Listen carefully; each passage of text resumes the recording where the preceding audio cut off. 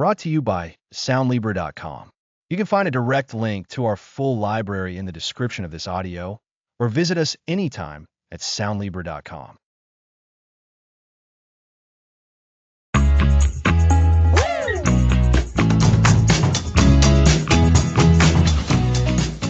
Welcome to Start Before You're Ready. Action beats preparation time. I'm Alex. And I'm Lisa. Happy to be here with everyone. Before we jump in, just a quick heads up that while we're talking about mindset and mental blocks today, this isn't medical or professional mental health advice, so definitely consult a professional if you need specific support. Great point, Lisa. Today, we explore how to break free from overthinking and just get things done. We'll share ways to act when you don't feel ready. Episode 1 tackles a familiar foe, the struggle for perfection. It's something many of us face. Yes, we often see polished outcomes everywhere, creating a myth that you must be perfectly prepared before starting. It's like an invisible barrier. You have an idea, but your mind lists potential problems and suddenly, you're stuck. This is analysis paralysis. You analyze and plan so much you never start. You seek the perfect first step, but never take any step. The irony is, what stops us isn't usually a lack of skill, but resistance to imperfection. We fear mistakes or not meeting high standards. That standard is often self-imposed or societal. You get an idea, then spend hours researching or outlining. But sometimes that preparation is just procrastination in disguise. Procrastination disguised as preparation. That's a great way to say it. How do we fight this deeply ingrained tendency? First, recognize that pursuing perfection is the problem. We must challenge the belief that we need to be fully prepared before starting. Real preparation often happens through action. So, the ideal scenario of perfect planning and guaranteed success is often a fantasy? Exactly. Reality is messy. Goals and circumstances change. True learning and adaptation come from engaging with the process and putting anything out there. What about the fear of failure that comes with this? If we don't aim for perfection, are we okay with failing? It's not about being okay with failure, but reframing it. Failure isn't the opposite of success. It's a stepping stone. Every misstep is feedback telling you it doesn't work. Without that imperfect first step, you miss this crucial feedback. That makes sense. It's like learning to ride a bike. You wobble and fall, but those falls are part of learning. A perfect analogy. In the next episode, we'll explore the minimum viable action, or MVA. It's the smallest possible step you can take towards your goal. Make it so small, it feels silly not to do it. The minimum viable action, that sounds much less daunting than getting something perfect. It is. The MVA isn't about a polished final product. It's about generating momentum and breaking inertia. It proves you can act, and the world won't end if it's not perfect. For listeners feeling stuck with a project because they don't feel ready, what's a tiny MVA they could try right now? Identify the very next, smallest tangible action. If you're writing a book, write one paragraph or one sentence for an outline. If learning a skill, spend 5 minutes researching or watching one introductory video. Make it trivial and just do it without overthinking. That small act of doing, however imperfect, can create a ripple effect, building confidence and showing us we can move forward. Absolutely. This is the core of our philosophy. Action beats preparation time. It's about rebalancing our approach, recognizing that active engagement is often the most potent form of preparation. So, to summarize our first episode, the relentless pursuit of perfection can lead to analysis paralysis, where we get stuck in planning. This fear of imperfection is often self-imposed. We also learn that failure provides valuable feedback, and the key is to challenge the myth of needing to be perfectly ready. True preparation often begins with action. It's about embracing those messy, imperfect first steps. And that sets us up perfectly for our next episode, where we'll explore the smallest possible action you can take. Indeed. Next episode, the minimum viable action, your antidote to overthinking. Thanks for listening.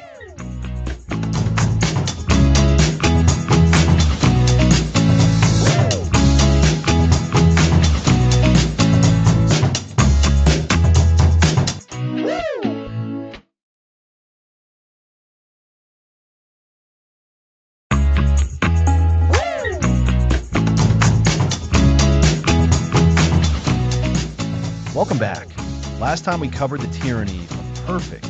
Now let's explore the minimum viable action. That's right, Alex. Previously, we discussed how the pressure to be perfect can stop us before we even begin. The minimum viable action is the concept that helps us overcome that paralysis. Exactly, Lisa. Think of it as the absolute smallest step you can take that moves you forward at all. It's not about doing something poorly. It's about doing the least you need to do to start. So, it's about breaking down that huge task into the tiniest, most manageable piece possible. Precisely. And the viable part means it has to be an action that actually does something, creating a ripple of progress. For example, if your goal is to write a book, the overwhelming approach might be to outline everything before writing.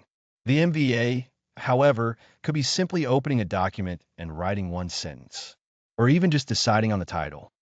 One sentence sounds incredibly small, but I can see how it makes the next sentence feel a little easier.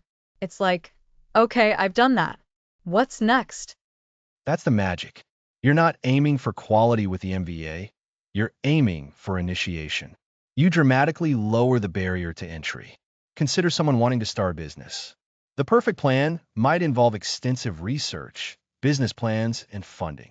That's a lot. And likely leads to endless analysis paralysis. Indeed. The MBA for starting a business could be as simple as registering a domain name for a website or asking one potential customer about their needs. It's the smallest step that signals commitment and starts building momentum. This concept is similar to a minimum viable product in startups, the simplest version of a product released to gather feedback. We're applying that to personal actions. I love that connection. It makes sense. You don't build a skyscraper instantly, you lay one brick at a time. It's about proving you can build. Exactly. The key is to be honest about what the absolute minimum is. We often trick ourselves into needing to do more. For learning a new skill like playing the guitar, the perfect approach might be to buy the best equipment and book extensive lessons. Your MVA? It could be just downloading a chord app and looking up one basic chord. So, it's less about the extensive doing and more about the starting that triggers the doing. You've got it. It's about reducing friction significantly. Think about that daunting task you've been avoiding. Break it down. What is the absolute smallest action you could take right now that moves you even a millimeter closer? Is it sending one email, making one phone call, writing one paragraph? This is powerful because it redefines starting. We often think starting means a significant effort, but you're saying starting can be so small, it's almost impossible not to do it. And that's the goal. When you consistently take these minimum viable actions, you build a habit of progress. You start to see that what seemed insurmountable is just a collection of small, achievable steps. Let's recap how to identify and use your MVA. First, identify the overarching goal. Be specific. Second, brainstorm all potential tasks involved in achieving that goal. Don't filter yet, just list them. Third, and this is crucial, look at that list and ask, what is the absolute smallest action I can take that moves me forward? It needs to be tangible, something you can physically do. It's about doing, not just thinking. And fourth, commit to doing just that one tiny action. No more, no less. And as Alex said, once you do it, celebrate that tiny win. That's fuel for the next MVA. This process helps us overcome procrastination born from overwhelm. We're making the initial push incredibly easy. It's much easier to keep a snowball rolling down a gentle slope than to push a boulder uphill. The MVA is how you get that snowball started. It makes me think of fitness.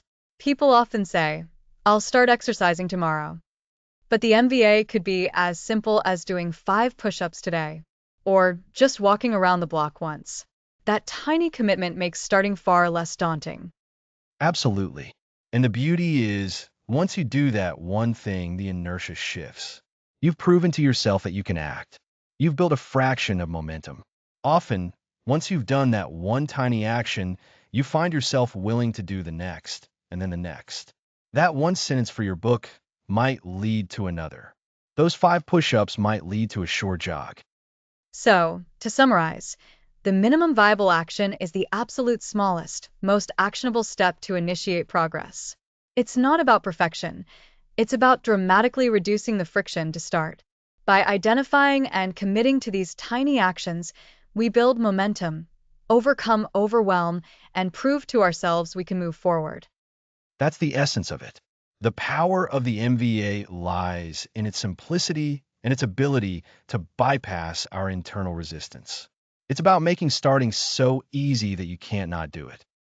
It's a practical tool for anyone feeling stuck. It truly is. And this idea of taking action, even small action, naturally leads into our next discussion.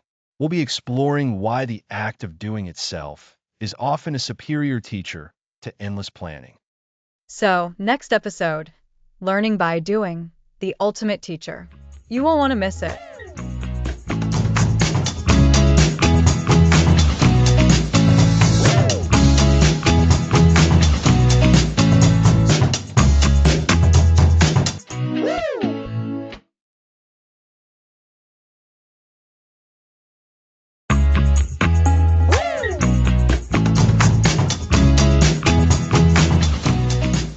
Welcome back. Last time, we covered the minimum viable action. Now let's tackle learning by doing. Right? The MVA is all about breaking through that initial inertia. And I found myself thinking, what happens after we take that MVA? What's the real benefit of just doing something? That's a perfect segue, Lisa, because today we're exploring exactly that. We're talking about learning by doing. It's arguably the most powerful teacher we have, yet it's often sidelined in favor of endless studying. I can definitely relate to that. I've spent hours reading books on how to do things, but it's only when I actually tried it myself that the real understanding kicked in. It's like the difference between reading a recipe and actually cooking the meal. Exactly. Think about how children learn. They don't usually read a manual on how to walk. They try, they stumble, they fall, they get back up. Each fall is a lesson in balance, in adjusting their weight. They're not just passively absorbing information, they're actively engaging with the world and learning through that direct interaction. And that's the core of learning by doing, isn't it? It's about experience. It's about peeling back the layers of theory and getting your hands dirty. It's about transforming abstract ideas into tangible understanding. Precisely. We often fall into the trap of believing we need to know everything before we start. We think extensive theoretical knowledge is the prerequisite for action. But in many cases, action is the prerequisite for knowledge. Your MBA from last episode, that's your first learning experience. So, instead of spending weeks researching the best way to bake a sourdough starter, I could just mix some flour and water and then start researching the best way to care for it. You've got it. That initial mix, that's your MVA, and it's your first batch of learning. You might get a sticky mess. You might get something that looks promising. Either way, you've learned something concrete. You've learned how that particular flour and water combination behaves. From that point, you can refine your approach. You're not just reading about sourdough, you're experiencing it. This sounds so much more efficient, and I imagine more enjoyable too. There's a certain thrill in figuring things out as you go. Absolutely.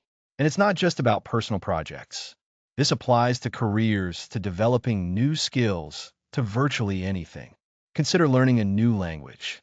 You can study grammar books and vocabulary lists for months, but you won't truly learn to speak it until you start speaking it. You'll make mistakes, you'll stumble over words, but each interaction is a lesson. I remember trying to learn Spanish in college. We spent so much time on verb conjugations. It felt incredibly abstract. Then I went on a trip to Mexico, and suddenly, those verb conjugations weren't just grammar rules. They were tools to ask for directions, to order food, to have a basic conversation. The context made all the difference. That's a fantastic example, Lisa. The context provided by direct experience is invaluable. When you're actively engaged, your brain is wired differently. You're not just memorizing facts, you're building connections. You're creating neural pathways that are strengthened by practical application. Think of it like building a muscle. Reading about lifting weights won't make you stronger. You have to actually lift the weights. So the more we do, the more we learn, and the stronger our understanding becomes. It's a positive feedback loop. Precisely. And this is where learning by doing really shines compared to passive learning. Passive learning, like reading or watching lectures, can give you a foundation. It can introduce you to concepts, but it rarely imbues you with the nuanced understanding that comes from grappling with a problem yourself. When you're learning by doing, you encounter the unexpected. You discover the nuances that textbooks often gloss over.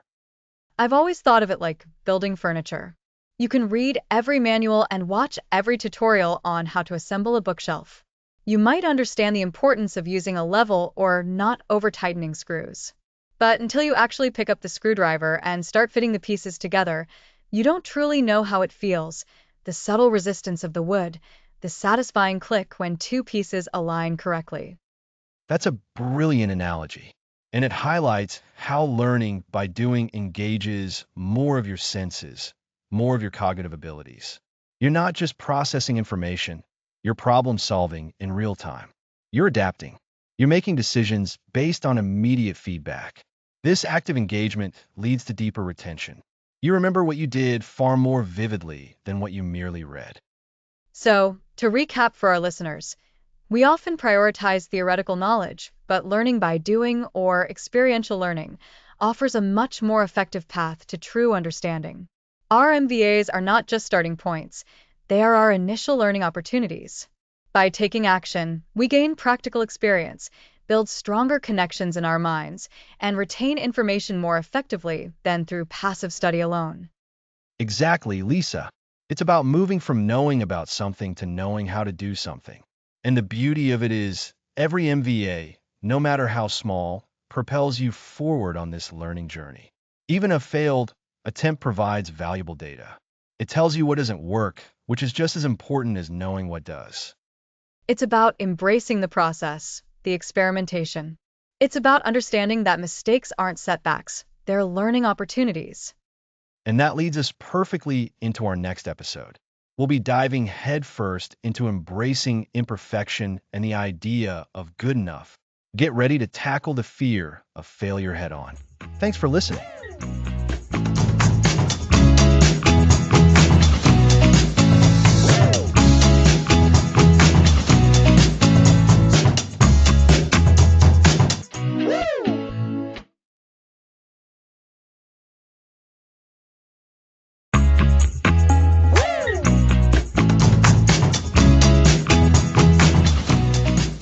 Welcome back.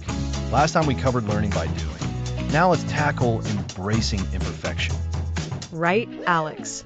It's all about taking that first step and realizing that the process of doing is a powerful teacher. But I think a lot of people, myself included sometimes, hear MVA and learning by doing and still feel that nagging voice whispering, what if it's not good enough? That's where today's topic comes in, isn't it? Exactly, Lisa. Today, we're tackling that fear head on. We're talking about embracing imperfection and understanding the profound beauty and power of good enough. For so long, we've been conditioned to strive for perfection.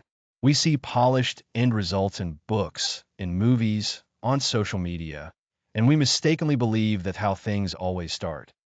It's like looking at a finished sculpture and forgetting about the chisel marks, the blocks of marble that were removed, the countless hours of shaping. We only see the flawless final form. Precisely. And that perception creates immense pressure.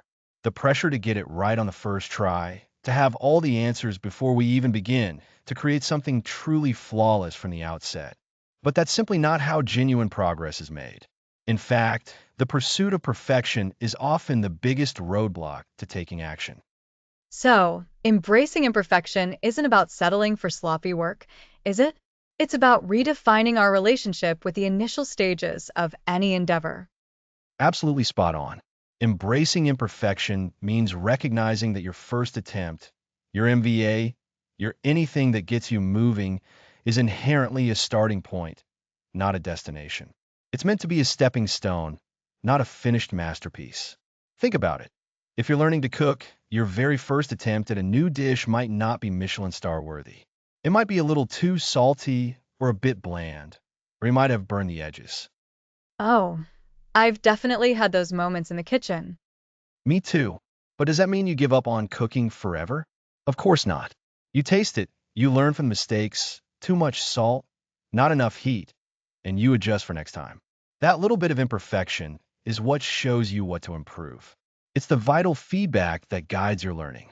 If your first dish was somehow magically perfect, what would you learn? Not much. That's a great analogy. So, perfectionism, in a way, blinds us to the learning opportunities that imperfection provides. It tells us to wait until we can be perfect instead of starting when we can be good enough to learn. It does. And when we embrace good enough, we liberate ourselves from that paralyzing fear of failure. We understand that an imperfect action is infinitely better than a perfect inaction. Remember our MVA discussion? The minimum viable action is supposed to be imperfect. Its viability comes from it being enough to initiate the process, to get you moving, to get you learning.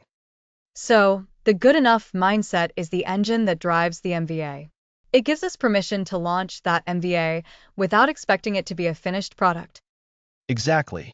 And this ties directly into our previous episode on learning by doing. The only way to truly learn by doing is to do. And doing often means doing imperfectly. Imagine trying to learn to ride a bike.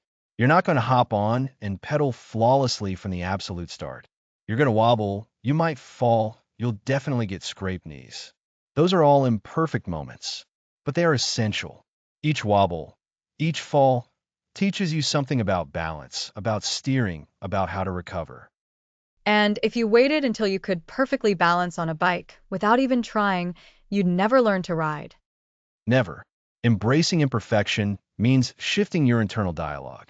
Instead of asking, is this perfect yet?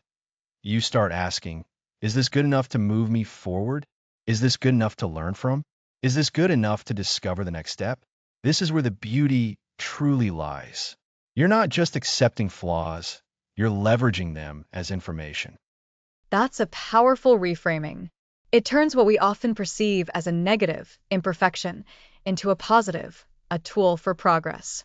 So, how can listeners start actively cultivating this good enough mindset in their own lives? A great first step is to consciously identify where perfectionism is holding you back. Pinpoint a task, a project, or even an idea where you feel stuck because you're waiting for the perfect moment or the perfect execution. Once you've identified it, commit to taking an imperfect action. Tell yourself, this doesn't have to be perfect. It just has to be done. So, instead of polishing the introduction to a presentation for days, you might just draft it, knowing you can refine it later, and focus your energy on practicing the delivery first. Precisely. Or if you're writing a book, you might write a messy first draft, focusing on getting the story down, rather than agonizing over every single sentence to make it grammatically perfect from page one.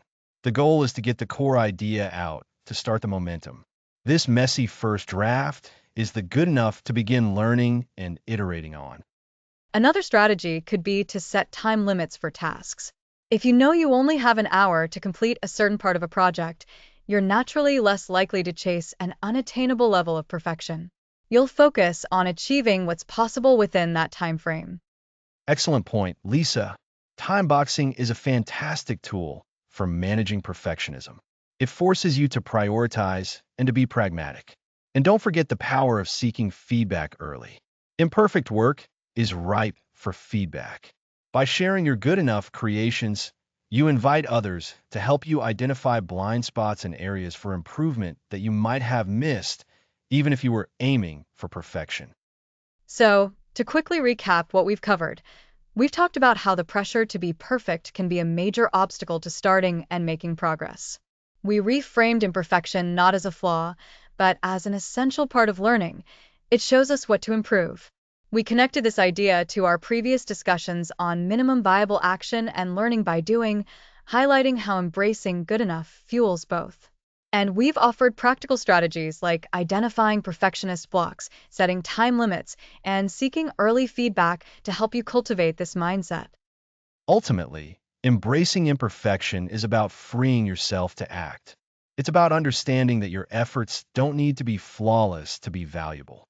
In fact, It's through those imperfect steps that we build the confidence, the knowledge, and the resilience to achieve truly remarkable things. The beauty of good enough is that it's always the first step on the path to great.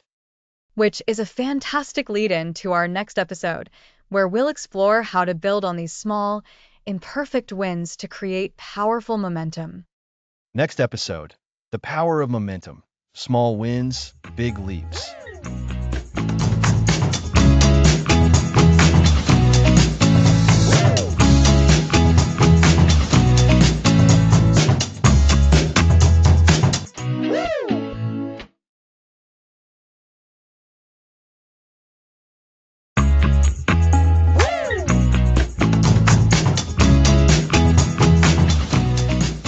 Welcome back to Start Before You're Ready. Action beats preparation time. Last time, we embraced imperfection and the value of good enough. It was so liberating. Letting go of perfect clears the path for doing. Now, for episode 5, we explore the power of momentum. Exactly. We're focusing on how small, consistent wins build powerful drive, leading to big leaps. When things start moving, it's easier to keep them moving. So, momentum isn't giant leaps, but a steady, consistent push? Precisely. Imagine pushing a stalled car. One huge heave is tough, but a gentle, consistent shove gets it rolling. Once rolling, it takes less effort. That's momentum. That's a great analogy. Less intimidating. How does this psychological momentum work? It's tied to our sense of progress and competence. Each small task successfully done releases a positive brain chemical, boosting motivation. We want to repeat that good feeling. So, each small win is a little shot of positive reinforcement? You got it. This encourages the next small action, creating a chain reaction. We train our brains to link action with positive outcomes. Remember the minimum viable action, or MVA, from episode 2? This is where it truly shines. Yes, the MVA, the smallest step forward. Momentum comes from consistently taking those MVAs? Exactly. It's also about perception. A huge project seems insurmountable, but breaking it into tiny steps and ticking them off creates a feeling of real progress. That feeling fuels momentum. Like building with blocks. Each block is small, but together they create something substantial. Perfectly said. A key tactic is actively celebrating those small wins. We often overlook them, but pausing to acknowledge a minor accomplishment is crucial. How do we do that without elaborate ceremonies for every little thing? It's simple: a mental pat on the back, a journal note, or sharing with a friend. Conscious acknowledgement is key. For example, writing one paragraph of a book is an MVA. Pause, acknowledge it. Great, one paragraph done, then move to the next. That feels achievable. And it links back to episode 4, embracing imperfection. That paragraph might not be perfect, but it's forward movement. Absolutely. Embracing imperfection makes us more likely to take that first small action. Acknowledging that action builds momentum. Now, how does this momentum extend to bigger goals? When you're on a roll, you tackle tasks you might have avoided. You mean that feeling where one thing leads to another, and suddenly you're making progress on something you've been putting off? Precisely. It's the snowball effect. A small, positive action gains traction, creating inertia that carries you forward. It's not brute force, but harnessing the tendency for things in motion to stay in motion. So, the trick is that initial MVA push, then nurturing it with consistent, acknowledged small wins? Yes, and momentum isn't always linear. There will be slow days or even steps back. That's normal. The key is not letting a dip derail you. Just return to your MVAs and start building momentum again. That's so important. Not perpetual motion, but resilience in getting back on track. Exactly. This relates to our early episodes about the tyranny of perfect. Fear of imperfection stops us before we start. Without that first action, there's no momentum. So, momentum's power lies in overcoming that initial inertia. So, to recap, momentum is built through consistent, small actions, MVAs. Each acknowledged small win provides psychological rewards, encouraging further action. This creates a positive feedback loop, making bigger tasks easier. It's a steady, upward trajectory, not giant leaps, built from consistent effort and mindful celebration of progress. Well said, Lisa. Big achievements are rarely one giant effort. They are the culmination of many small, consistent steps fueled by momentum.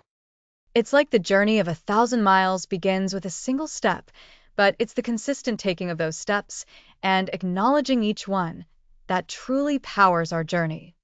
Indeed, this consistent action leads to our next topic. Next episode, we'll discuss cultivating a mindset that naturally leads to action rather than waiting for perfect conditions. We'll explore developing a bias toward action and mastering that mindset. Great. Join us next time as we explore the bias toward action. Thanks for listening.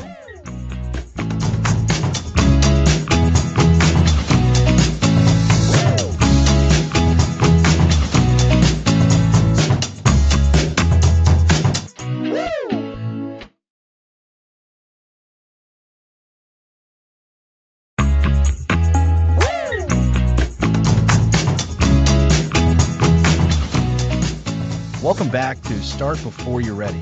Last time, we explored the incredible power of momentum, showing how those small wins can build into significant progress.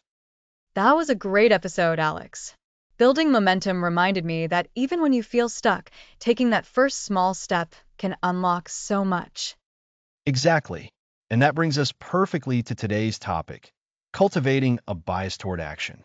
This is really the heart of our entire philosophy.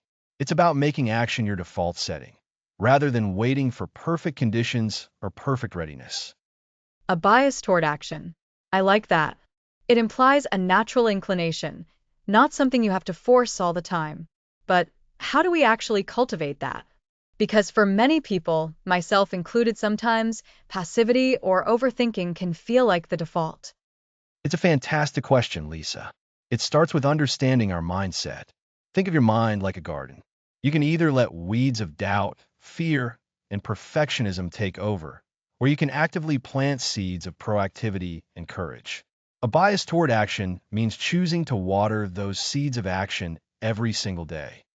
So, it's about actively choosing to act, even when it feels uncomfortable or scary. Precisely. And a key part of that is reframing challenges. Instead of seeing an obstacle as a roadblock, view it as a puzzle to solve. Think of it as an opportunity to learn and grow rather than a threat.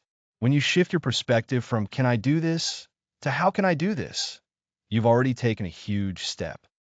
That's a powerful reframing. So many of us get stuck on the can I, and that immediately shuts down possibility. Shifting to how can I opens the door. Absolutely. And to further plant those seeds of action, we need to address procrastination. Procrastination is often just another word for fear, fear of failure, fear of not being good enough, fear of the unknown. To overcome it, we need to recognize that action itself is the antidote. It sounds a bit like a paradox, doesn't it? You're procrastinating because you're afraid of acting, so the solution is to act despite the fear. It does have that paradoxical feel, but it's incredibly effective. Remember how we talked about the minimum viable action, or MVA, in episode 2? That concept is crucial here. The MVA isn't just about starting. It's about making the smallest possible action that breaks the inertia of an action. It's often so small that the fear associated with it is almost non-existent. Right. Like, if you're putting off writing a report, your MVA might not be writing the whole report, but just opening a document and writing the title, or even just finding the relevant files. Exactly. And once you've taken that tiny step, you've created a little bit of momentum, just like we discussed last time. That momentum makes the next small action feel a little easier. And then the next. It's like a snowball rolling downhill. It starts small, but it gathers mass and speed. So, a bias toward action isn't about being reckless, it's about being deliberately proactive with small, manageable steps. That's a perfect summary, Lisa. It's about intentionality. And this intentionality can be cultivated through specific habits and mental exercises. One powerful exercise is what I call action journaling. At the end of each day, instead of listing what you did, list what you could have done but didn't, and then for each of those, identify the MVA you would take if you were to move forward. That's really insightful. So you're not beating yourself up about what you didn't do, but you're proactively identifying the next step. So it's already in your mind for the next day. Exactly. You're planting the seeds for tomorrow's action today. This keeps the wheels of action turning, even when you're not actively working on a task. Another technique is to practice preemptive action. This means identifying potential obstacles before they arise and taking a small action to mitigate them. For instance, if you know a task requires research, gather your main research sources today, even if you won't start the actual writing until next week. That's smart. It's like prepping the ground so when you're ready to plant, the soil is already tilled. It reduces the friction when the time comes. Precisely. Friction is the enemy of action. We want to reduce friction wherever possible. And that also means being mindful of our internal dialogue. Are you telling yourself, I'll do it later, I'm not ready, or this is too hard? These are all signals that your bias is leaning towards an action. You need to consciously interrupt that thought process and replace it with something actionable. So, it's an ongoing internal negotiation. It is. And it's about celebrating those small actions, too. Every time you take an MVA, acknowledge it. Give yourself a mental pat on the back. This positive reinforcement trains your brain to associate action with a positive feeling, making you more likely to repeat it. Remember again how momentum builds? Celebrating those small wins is like adding fuel to that fire. It's all interconnected, isn't it? The MVA, momentum, reframing challenges, action journaling, preemptive action, and celebrating wins. They all work together to build this bias toward action. They absolutely do. Think of it as building a habit. At first, you have to consciously think about each step. But over time, with consistent practice, acting becomes more natural. It shifts from a conscious effort to a subconscious default. You start being someone who acts. And that's the ultimate goal, isn't it? Not just to do things, but to become someone who naturally takes action. That's the mastery we're aiming for. So, to recap this episode on cultivating a bias toward action, it's about actively choosing proactivity over passivity by reframing challenges as opportunities, using the minimum viable action to break inertia, and implementing strategies like action, journaling, and preemptive action to reduce friction. We also touched on interrupting negative self-talk and celebrating small wins to reinforce this behavior. It's about making action your default, rather than waiting for permission or perfect conditions. Exactly. And this foundational mindset is what will allow us to move into the next stage, where we talk about how to actually plan with action in mind, rather than planning for perfection. Next episode, we'll be planning for action, not for perfection.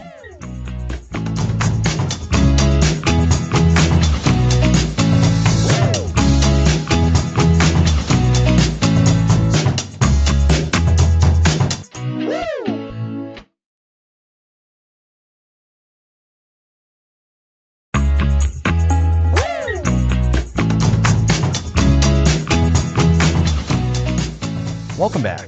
Last time we covered mindset mastery for action.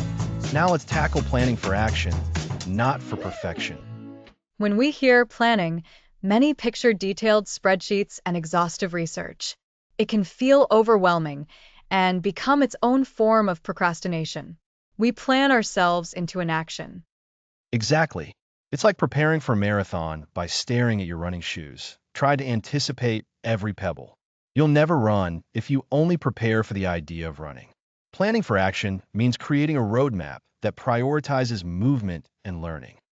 So, how do we plan for action without falling into the perfection trap? It starts with understanding your plan isn't a rigid blueprint. It's a flexible guide. Think of it as a compass, not a GPS. A compass points you in the right direction, but you navigate the terrain as you encounter it. Our first step is setting realistic goals. Remember the minimum viable action, or MVA. from episode 2? This is where that shines. Yes. The MVA. Identifying the smallest step to get started and gather information. It's about achieving something tangible with minimal effort to build momentum. Precisely. When planning for action, your goals should reflect that. Instead of write a novel, break it down. Your realistic goal might be write 500 words today. Or, for a new business, instead of build a global empire, your action-oriented goal could be outline the core features of our product today. That feels so much more manageable. It takes the pressure off. So once we have these smaller goals, what's next? The next step is breaking those goals down into even smaller, actionable steps. This is where we get granular, but not to the point of paralysis. For our write 500 words goal, the actionable steps might be 1. Open your word processor. 2. Write a single sentence for your opening paragraph. 3. Write the next sentence. For the product outline, it might be 1. List the top 3 problems our product solves. 2. Brainstorm one potential solution for each problem. It sounds simple, but I can see how that's effective. It turns a daunting task into a series of straightforward instructions. Each tiny step is a mini win. And those mini wins build momentum. This approach embraces imperfection in planning. You don't need to perfectly anticipate every challenge. You just need to know the next action. If you're writing, the next action is to write the next sentence. If you're building, the next action is to take the next physical step. This implies our plans need to be flexible, right? Life happens and new information comes to light. A rigid plan will likely break. Absolutely. Planning for action means building in flexibility. Your plan should accommodate the unexpected. You might discover, as you write those first 500 words, that your initial idea isn't working. That's not a failure of the plan. That's valuable feedback. You adjust your plan based on what you've learned. This is where we start to think about iteration. Iteration. So, the plan evolves as we execute it. Instead of a static document, it's a living guide. It's not about making the perfect plan up front, but creating a plan that allows us to learn and adapt as we go. Exactly. Think about building something physical. You have a general design, but you don't know precisely how every screw will fit or how stable a particular joint will be until you start putting it together. You measure, you cut, you fit, and you might need to adjust. The initial design is a plan, but the real progress comes from the actions taken and the adjustments made. And this connects back to everything we've been discussing. It's about taking action, learning by doing, and embracing that good enough is often better than perfect. This planning style supports that. It does. It's about intention, not exhaustive control. You intend to move forward, and your plan simply outlines the immediate steps. It's about creating a structure that supports progress, not a cage that prevents it. So, when you plan, ask yourself, what is the smallest next action I can take to move towards my goal? And then, make that action your plan. That practical question, what is the smallest next action? Is a fantastic anchor. It immediately shifts the focus from abstract perfection to concrete movement. It makes planning feel less like an academic exercise and more like preparation for a sprint, not a chess match that is over before it begins. And remember, the goal of this planning is not to have a flawless prediction of the future. The goal is to initiate action. Your plan should tell you what to do now, not what you might do later. It creates clarity for your immediate next steps, allowing you to bypass overthinking and just start. So, to recap for our listeners, planning for action means setting realistic and VA-aligned goals, breaking those goals down into the smallest, most concrete steps, embracing flexibility and iteration within your plan, and focusing on initiating that very next small action. It's about using planning as a springboard for execution, not as a substitute for it. Couldn't have said it better myself, Lisa. This approach helps you build momentum, learn from your progress, and keep moving forward, even when the path isn't perfectly clear. It's about building the habit of moving forward one small, planned step at a time. Next episode, we'll explore how to keep that momentum going when challenges inevitably arise. We'll be talking about overcoming obstacles and building resilience in action. Next episode, Overcoming Obstacles, Resilience in Action.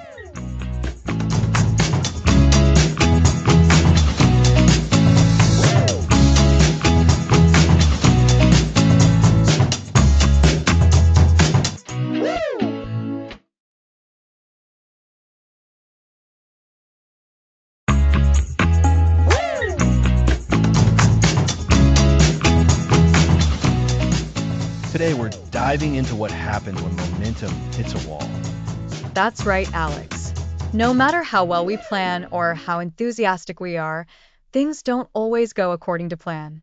We're going to talk about the inevitable roadblocks, the moments where we feel stuck, and how to actually keep going.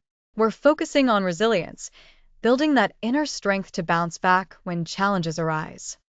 Exactly. Think of it this way. When you're running a marathon, you don't expect a perfectly smooth track the whole way. There might be hills, uneven ground, maybe even a bit of crowd. The successful runners aren't the ones who never encounter these things. They're the ones who know how to navigate them and keep putting one foot in front of the other. That's resilience in action.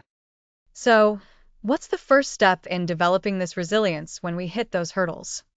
It starts with our mindset. One of the biggest disablers is viewing an obstacle as a failure, as a sign that we should stop.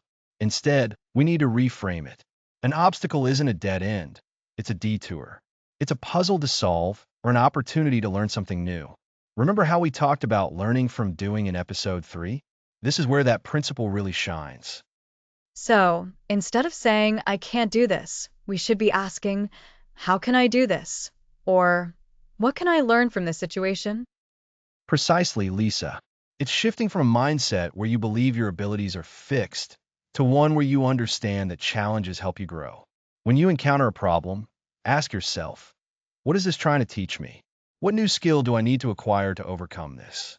What is this problem showing me about my strategy that I might have missed before? That's a powerful shift. It turns a negative experience into a development opportunity. But what if the obstacle feels overwhelming, like a mountain you just can't climb? That's where breaking down a challenge into smaller, actionable parts comes in. When a challenge feels too big, we tend to freeze. The solution is to divide it. What is the smallest possible step you can take right now to move forward, even just an inch?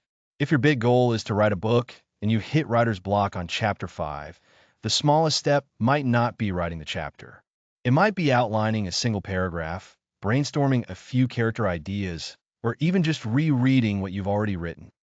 That sounds like it connects to our earlier episodes on the minimum viable action, episode 2, and the power of momentum, episode 5. Even a tiny action can get the wheels turning again. Exactly. It's about maintaining that tendency to act, even when it's difficult. If you're trying to build a habit and you miss a day, the temptation is to think, well, I've already messed up. I might as well skip the rest of the week. Resilience means shaking off that missed day and getting back on track immediately. Get back to your minimum viable action for that habit. So, we've talked about mindset and breaking down large obstacles. What are some practical strategies for dealing with them in the moment? One crucial strategy is to develop a toolkit of coping mechanisms. This isn't about avoiding problems, but about having a set of go-to actions when you feel overwhelmed. For one person, it might be taking a short walk outdoors. For another, it might be talking to a trusted friend or mentor. Some people find journaling helpful, just getting their thoughts out of their head and onto paper. So, having a pre-planned response for when you feel stuck or stressed. Yes, and this toolkit should also include strategies for managing your energy. Obstacles are draining. You need to consciously refuel yourself. This means ensuring you're getting enough sleep, eating nourishing food, and taking short breaks. It sounds basic, but when you're under pressure, these fundamentals are often the first things to go. We see them as luxuries, but they are actually necessities for sustained effort. It's like putting on your own oxygen mask before helping others. You need to be in a good state to tackle challenges effectively. That's a great analogy. Another key element of resilience is your support system. We often think we have to go it alone, but that's rarely the case, and it's not the most effective approach. Who are the people in your life who can offer encouragement, advice, or just a listening ear? Don't be afraid to reach out to them when you're struggling. And I imagine that reaches beyond just friends and family.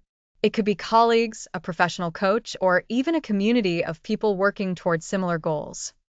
Absolutely. Sharing your challenges with others who understand can be incredibly validating. They might offer perspectives you hadn't considered or remind you of your strengths when you've forgotten them. It's like having a team helping you navigate that marathon course. So, to recap, we need to reframe obstacles as learning opportunities, break down overwhelming challenges into smaller, manageable steps, develop a personal toolkit of coping mechanisms, prioritize our physical and mental well-being, and lean on our support systems. That's a solid summary, Lisa. And remember, building resilience isn't a one-time event. It's an ongoing practice. Every time you navigate an obstacle, you're strengthening that resilience muscle. It's about developing the confidence that you can handle what comes your way, even if you don't know exactly how right now. You develop a knowing that you will figure it out. And this ties back so well to our start before you're ready philosophy. It's not about having all the answers before you begin, but about having the confidence to find the answers as you go, especially when things get tough. Exactly. The journey is rarely linear. There will be twists and turns. The key is to keep moving forward, adapting, and learning. So, even when you encounter that unexpected hill or that patch of rough terrain, you know how to adjust your stride, dig a little deeper, and keep going. You absolutely do. And that ability to keep moving, to adapt, and to learn from setbacks is what truly separates those who achieve their goals from those who don't. It's not about avoiding difficulty. It's about becoming incredibly skilled at navigating it. This has been incredibly helpful, Alex. It empowers us to see challenges not as reasons to quit, but as necessary steps in our growth and progress. Thanks for listening.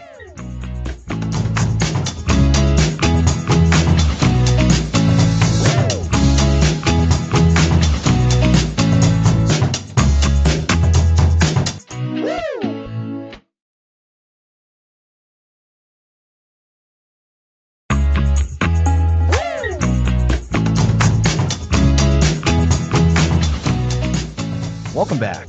Last time, we discussed overcoming obstacles and building resilience.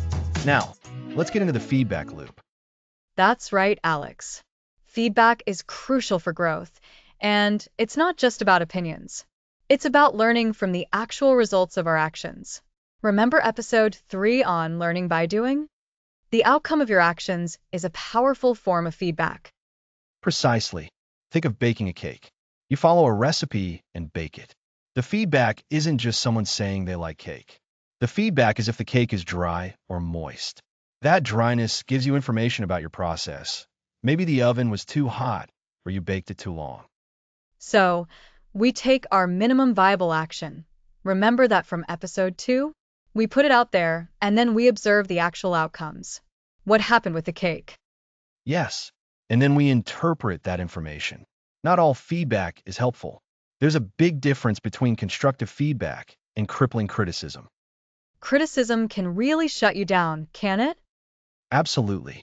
Criticism often focuses on the person and is vague, like, this is terrible.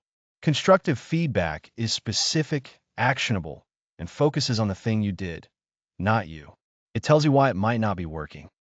So, for our cake, instead of this cake is terrible, constructive feedback would be the texture is a bit dense and it could use more sweetness. That's concrete. Exactly. And we can actively seek feedback. Ask specific questions like, what was confusing? Or what could make this easier to use? That makes it so much more useful. You're pinpointing areas for improvement, which links back to building momentum, right? Getting feedback and making a small adjustment allows us to take another MVA. You're seeing the connections. This is the feedback loop. Act, observe results, interpret feedback, adjust your next action. It's a continuous cycle to refine our MVAs and move forward. It sounds like a way to de-risk taking action. Knowing you'll get information to improve feels less scary than launching something into the void. That's a great way to put it. It's about making your actions iterative. Each action is a test, a hypothesis, and the results are data telling you if it needs tweaking. And we have to be open to that data, even if it's not ideal. That's where learning from results comes in and letting go of perfection. This is critical. If you're attached to your idea being perfect, negative feedback can feel like rejection. You might dismiss it or get defensive. But if you see it as neutral data about how your action impacted reality, you can use it. Remember episode 4, Embracing Imperfection. So, the steps are 1. Take an action MVA. 2. Observe the results. 3. Seek internal feedback from results and external constructive feedback. 4. Interpret feedback, separating helpful information from noise. 5. Use that to inform your next MVA. Beautifully summarized. And crucially, the results themselves are objective feedback. Did website traffic increase? Did customers buy? Did the audience engage? These are hard facts. It puts the focus on what's effective, not just what sounds good. It grounds us in reality. Exactly. This process helps us avoid getting stuck in circles, either never starting or endlessly seeking feedback without acting on it. We can't just keep talking about the last action. That's a form of perfectionism too, isn't it? Always refining, but never taking the next step. It can be. The goal isn't endless feedback gathering, but gathering enough information to make your next action more effective. It's about creating forward motion. This feedback loop keeps us moving, learning, and progressing. This feels empowering. It turns potential failures into learning opportunities, allowing us to incrementally improve. It's like steering a ship with small adjustments based on the current and wind to reach your destination.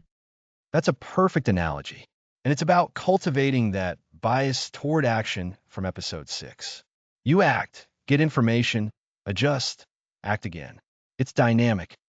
So, to recap, this episode is about understanding that our actions generate results, and those results are most potent feedback. We need to seek and interpret this feedback constructively, separating it from criticism, and use it to inform our next MVA. It's the engine for iterative progress and learning by doing. Exactly. And this is what will move you forward effectively. Next episode, Deconstructing Big Goals, the power of incremental steps.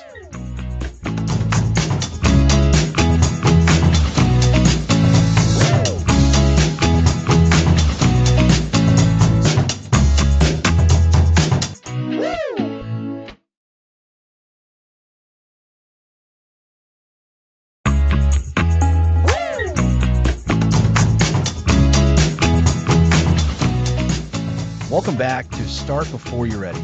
This is episode 10. Last time we dove deep into the feedback loop.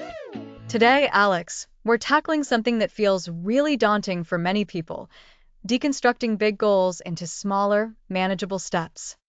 Exactly, Lisa. Big goals can feel overwhelming. Think about the concept of the minimum viable action, or MVA, from episode 2. This is where that idea really shines. A massive goal, like writing a book or running a marathon, seems impossible if you only look at the final outcome. But if you can break it down, those smaller parts become manageable. It's like climbing a mountain. You have base camps and specific routes, not just one giant climb. So, for someone who wants to write a book, the big goal is write a book. That's huge. But deconstructing it could mean brainstorm ideas, choose one, create an outline, write one chapter, revise that chapter. Each step is less scary than tackling the whole book at once. Precisely. And this directly ties into the power of momentum we discussed in episode 5. Completing a small action gives you a tiny win, a spark of motivation. It's like pushing a boulder. It's easier to keep it rolling once it's moving. Deconstructing a goal builds a series of small pushes to get that boulder moving. I love that analogy. So, how do we practically deconstruct a big goal? What's the strategy? First, clarity. Define your big goal as precisely as possible. Not just get in shape, but run a 5K race in 3 months. The more specific, the better. Once you have that overarching goal, ask yourself, what needs to happen to achieve this? And that leads to the next level of steps, right? Yes, Think of it like peeling an onion. You start with the outer layer, the most obvious tasks. For running a 5K, that might be finding a program, buying shoes, and scheduling your first run. Then, within those, there are even smaller actions. Find a program means researching and choosing one. Buying shoes means going to a store, trying them on, and purchasing them. It's like a tree, with the main goal as the trunk, and then branches and smaller twigs.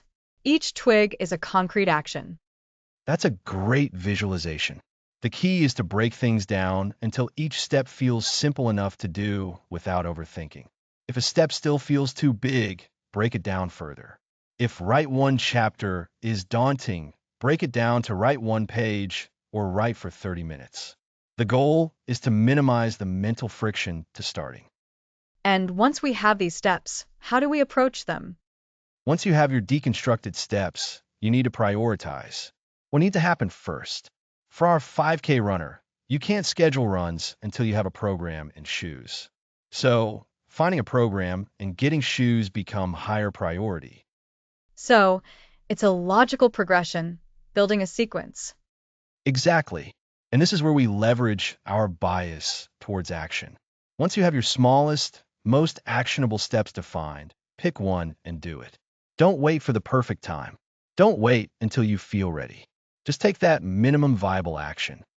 And when you complete that, you get that feeling of accomplishment, which makes you more likely to tackle the next step. It creates a positive feedback cycle. You take an action, get a result, learn, and decide on the next action from your deconstructed goal. You've hit the nail on the head. This deconstruction process isn't a one-time thing. As you progress, some steps might need to be adjusted or broken down further. This is where continuous learning and adaptation come in. It's not rigid planning, but structured flexibility.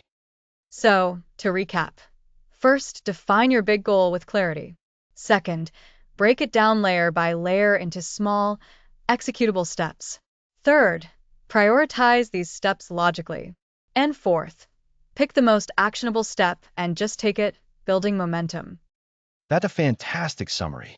The beauty of deconstructing big goals is that it demystifies them. It turns a shadowy giant into achievable tasks. It makes ambitious dreams feel like a series of manageable steps. Remember, each of these small steps, taken consistently, adds up to monumental progress. It shifts your perspective from, I can't possibly do this, to, I can do this next small thing. That mindset shift is incredibly powerful. Absolutely. It empowers you to start, act, and keep moving forward. This is how we achieve ambitious dreams, by focusing on the very next footstep. And that brings us to the end of our episode on deconstructing big goals. Next time, we'll be talking about the crucial element of consistency, how to build habits that keep you moving forward every single day. Join us for episode 11, where we'll explore how consistency is the key to sustainable action.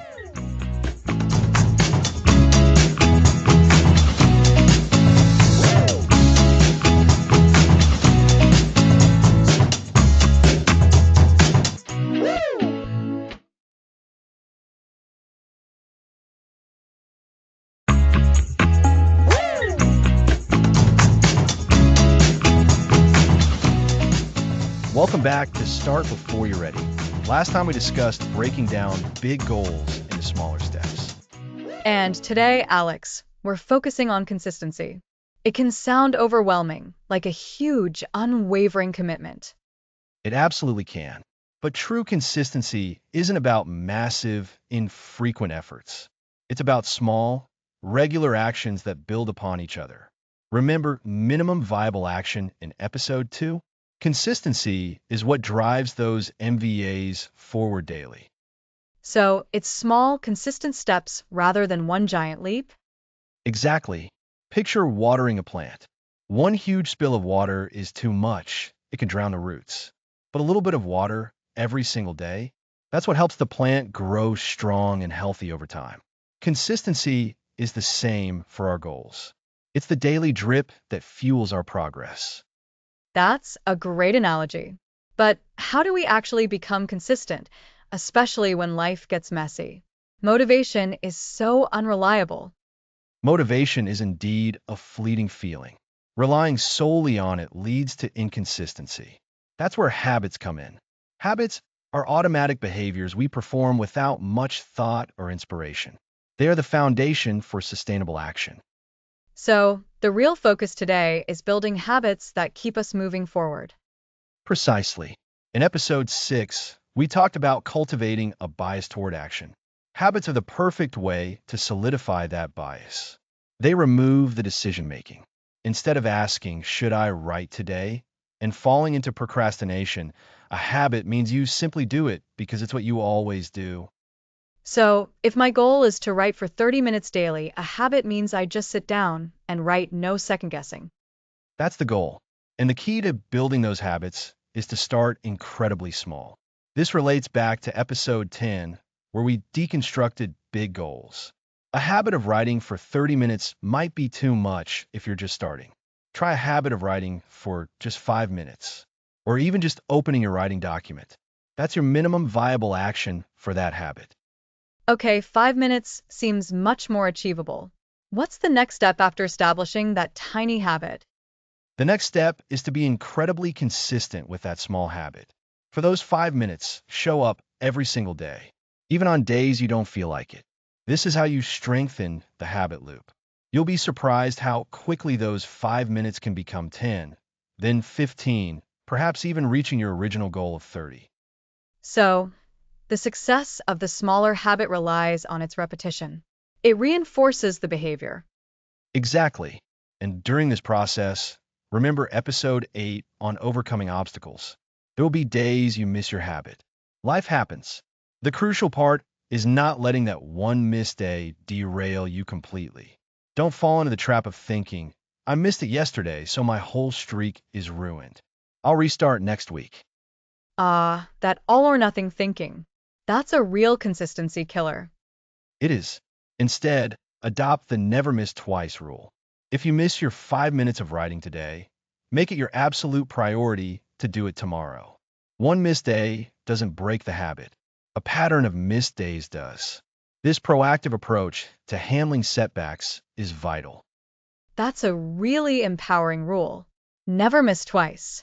It allows for an off day, but holds you accountable for getting back on track.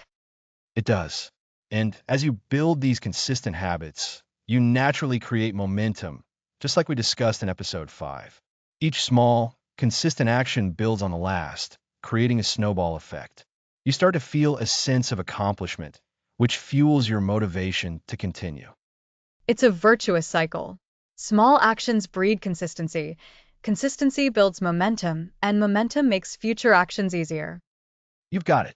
And this consistency also ties into the feedback loop we explored in episode 9. By consistently engaging in your actions, you generate consistent results. You can then observe those results, learn from them, and adjust your approach. Without consistency, you don't have enough data to analyze. You're just dabbling. So, consistent action provides the raw material for learning and improvement. It's about doing the thing consistently enough to see what happens. Precisely. Many people get stuck in planning, or they try to do too much too soon, leading to burnout. Consistency, built on small, manageable habits, prevents both of those pitfalls. It's about creating sustainable systems for progress. Think about habits like regular exercise, healthy eating, or continuous learning. These aren't achieved through sporadic bursts of effort. They're forged through daily, consistent practice. It really comes down to embracing the long game and understanding that progress isn't always linear. It's a marathon, not a sprint, and consistency is our steady pace. Absolutely. And remember, the goal isn't necessarily to feel like doing the habit every day. It's to build a system where the habit happens regardless of how you feel. This is why focusing on the process, showing up and doing the small action, is more important than the outcome in the early stages of habit formation. So, to sum up for our listeners, consistency isn't about grand gestures. It's about small, regular actions. We build consistency through habits, starting with the smallest possible behavior. We aim to never miss twice, to handle setbacks and avoid all or nothing thinking. This consistent action fuels momentum, provides data for our feedback loop, and ultimately leads to sustainable progress toward our bigger goals. That's a perfect summary, Lisa. Building consistent habits is the bridge between where you are and where you want to be, especially when you start before you're ready. It's what transforms sporadic effort into lasting achievement. It makes the start before you're ready philosophy truly actionable and sustainable. Thanks to habits, we can keep moving forward, even when motivation wanes. And that's exactly what we'll carry into our final episode. Next episode, real world application and keeping the fire lit.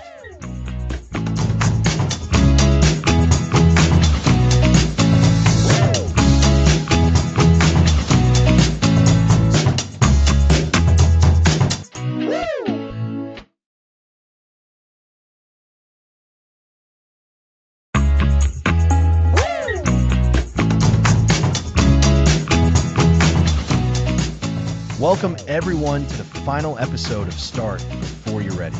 It's time to see how it all comes together in the real world. It feels like we've built a powerful toolkit. We've covered so much, and I'm excited to see how all these pieces connect and can be applied right now. Absolutely. The premise of this series is that great ideas get stuck because we're waiting for the perfect moment. But action is the real accelerator. So let's pull it all together. We started by dismantling the idea that we need to be completely ready before we begin. Remember the minimum viable action, or MVA, from episode 2? Oh, yes, that was such a game changer. It's about taking that very first, smallest possible step to get the ball rolling. Not a fully formed plan, but just enough to learn something and move forward. It's like building a house by laying the first brick. Precisely. And that MVA is the gateway to another core concept, learning by doing, which we explored in episode 3. By taking that initial action, you immediately gain real-world feedback. You learn what works, what doesn't, and what adjustments you need to make. It's a much more efficient way to learn than endless theoretical preparation. It's so true. I've seen this personally.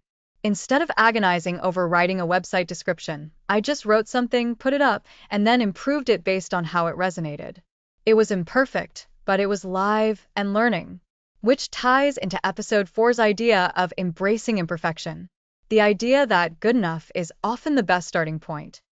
Exactly. And once you start taking those small, imperfect actions, you build momentum. This was episode 5. Momentum is powerful. Each small win, each step forward fuels the next. It creates a positive feedback loop that makes it easier to keep going. And building momentum helps us cultivate that bias toward action we talked about in episode 6. It shifts your mindset from one of hesitation and overthinking to one of proactive engagement. You start to see challenges not as roadblocks, but as opportunities to take another action. Which brings us to episode 7, planning for action, not for perfection. This isn't about not planning at all. It's about planning with the intent to act. It's about creating a flexible roadmap that allows for iteration and learning, rather than a rigid blueprint that freezes you in place. And when those inevitable obstacles arise, as we discussed in episode 8 on resilience, a bias toward action and the momentum you've built equip you to handle them. You're not devastated by setbacks. You see them as data points and opportunities to apply the problem-solving skills you've honed through doing. That leads perfectly into episode 9, the feedback loop. By acting, you generate results, and those results provide invaluable feedback. It's not about waiting for someone else's opinion. It's about observing the real-world consequences of your actions and using that information to refine your approach. And then, in episode 10, we learned about deconstructing big goals. The power of breaking down something huge and intimidating into those manageable, actionable steps. If your big goal is to write a book, your MVA might be writing one sentence, then one paragraph, then one page. Each step is an action that builds toward the larger vision. And we culminated last episode, episode 11, with the absolute necessity of consistency. Habits are the engine that keeps the action going even when motivation wanes. By making small actions a regular part of your routine, you ensure progress over time, rather than relying on sporadic bursts of intense effort. So, looking back, it's a beautiful synergy. You start with a minimum viable action which fuels learning by doing. That involves embracing imperfection because, good enough is a starting point. These small wins build momentum, which reinforces a bias toward action. Your planning becomes geared towards action, not perfection, and this proactive approach builds resilience when facing obstacles. You then use the feedback loop from your actions to refine your process, deconstruct big goals into smaller steps, and maintain progress through consistency. That's a fantastic summary, Lisa. It's like a well-oiled machine. The principles we've discussed aren't isolated ideas. They're interconnected components of a powerful framework for moving forward. Think about it. An artist starting a new piece. They don't wait until they have every brushstroke perfectly envisioned. They might start with a rough sketch. That's their MVA. They then begin painting, learning as they go, not striving for immediate perfection, but for something that looks good enough to capture their idea, which builds momentum. They maintain this by consistently dedicating time to their craft. Or a student learning a new language. They don't wait until they've memorized every verb conjugation. They start speaking, maybe making mistakes, but getting immediate feedback. They're embracing imperfection, building momentum with each conversation, and if they can be consistent, even just for 15 minutes a day, they'll make significant progress. Exactly. The applications are endless. Starting a business, learning a new skill, improving your health, writing a book, launching a podcast like this one. The common thread is always taking action, even when you don't feel fully ready. It's about trusting the process, trusting yourself to learn and adapt, and understanding that the most powerful preparation is often doing the work itself. It's so empowering to realize that you don't need to have all the answers before you begin. The answers emerge as you start moving. It takes a lot of the pressure off, doesn't it? It makes what might seem like insurmountable goals feel achievable by simply taking that first, small, imperfect, but crucial action. Absolutely. So, as we wrap up this series, I want to encourage each of you listening to identify one thing you've been putting off because you're waiting to be ready. What is the minimum viable action you can take today or tomorrow to just get started? Remember the snowball rolling downhill. It starts small but gathers incredible mass and speed. And don't be afraid to get it wrong. The point isn't flawlessness, it's forward motion. Embrace the learning, build on the momentum, and be consistent. You have the tools now. It's time to put them into practice in your own life and see what amazing things you can create. Don't wait for ready. Start before you're ready. This has been an incredible journey discussing these principles, and we truly hope it's inspired you to take that leap. Thank you for joining us for Start Before You're Ready. We've covered the tyranny of perfect, the power of the minimum viable action, learning by doing, embracing imperfection, building momentum, cultivating a bias toward action, planning for action, overcoming obstacles with resilience, leveraging the feedback loop, deconstructing big goals, the importance of consistency, and finally, how to apply all these concepts in the real world. It's all about taking that first step, learning as you go, and building progress through consistent action. Thanks for listening to the series.